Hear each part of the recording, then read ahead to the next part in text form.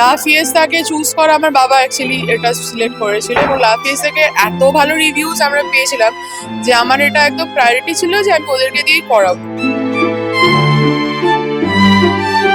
আমার যে যত কলিগসরা এসেছিলেন, পুরনো বন্ধু যারা এসছে, সবাই বলেছে খাবার অসাধারণ, দুর্দান্ত। তারা একদম মন খুশি করে গেছে।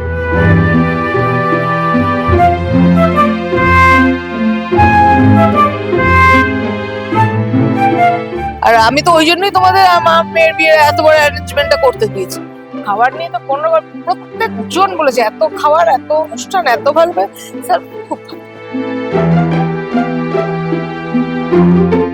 মানে পনির কোপ্তা, নবরত্ন কোরমা খুব ভালো হয়েছে, বাসন্তী পোলাও অপূর্ব হয়েছে।